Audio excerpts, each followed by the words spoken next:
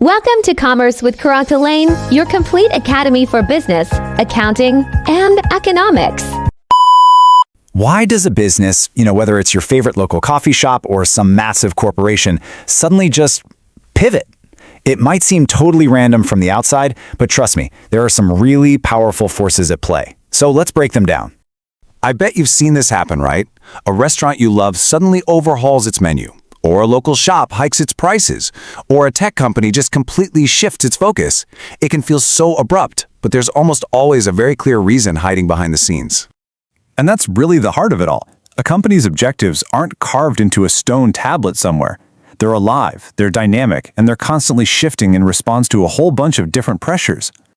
Okay, to really get this, we've got to start by looking inside the company itself. These are what we call the internal drivers, the things happening within a business that can completely change its path. When a change starts from the inside, it pretty much always boils down to one of these four things: the company's own growth, a new leader coming in to shake things up, how well it's performing, or sometimes it's simply the personal goals of the owner. So think about a brand new startup. In those early days, its one and only goal is just survival, keeping the lights on.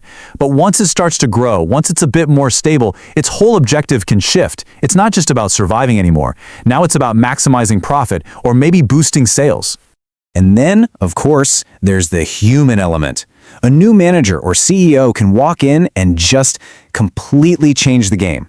They might bring a totally new vision, set way more challenging targets, or maybe they'll shift the company's focus towards social stuff like sustainability. What's really interesting is that success itself can be the trigger for a big change. Let's say a company finally achieves its huge long-term goal of becoming number one in its market. Okay, now what?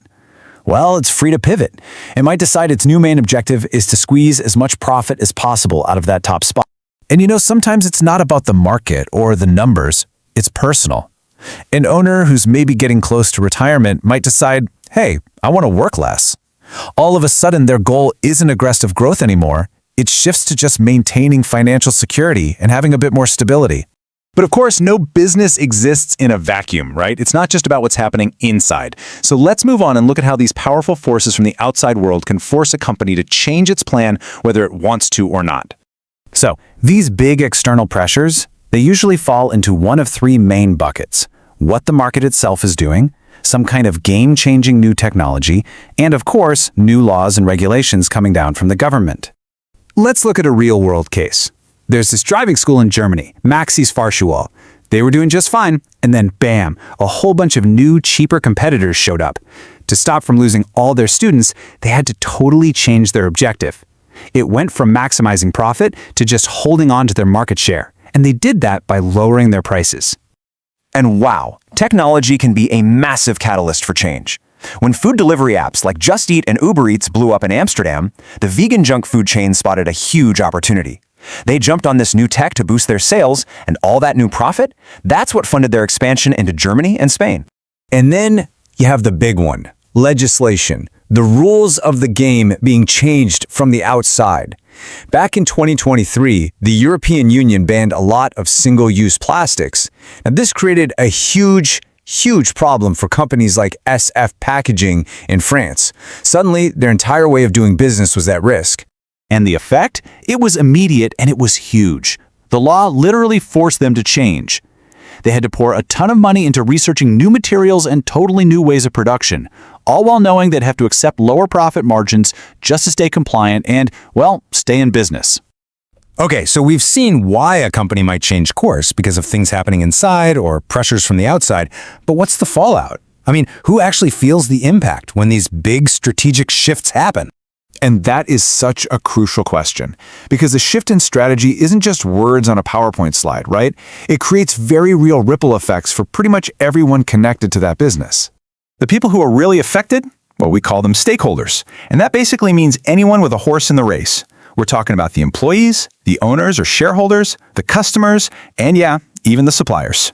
And here's the thing, it's almost always a trade-off. What's good for one group might not be so great for another. So when Maxis Driving School cut its prices, that was fantastic for customers, but it meant lower profits for the owners. Or when a company adopts new tech, that might be great for sales, but it could mean employees have to learn a bunch of challenging new skills. So if there's one thing to take away from all this, it's this. A business's goals are never, ever set in stone. You have to think of them like a moving target. This dynamic balance between what a company wants to do on the inside and what the world is forcing it to do from the outside. So here's a little something to think about. The next time you see a local business or a big company change course, look a little closer. Ask yourself, what's really going on here? What are the hidden forces, internal or external, that are actually driving that change? Thanks so much for joining me. Thanks for watching Commerce with Carachalain. Don't forget to subscribe for more lessons in business, accounting, and economics. Keep learning smart and score that a star. I'll see you in the next video.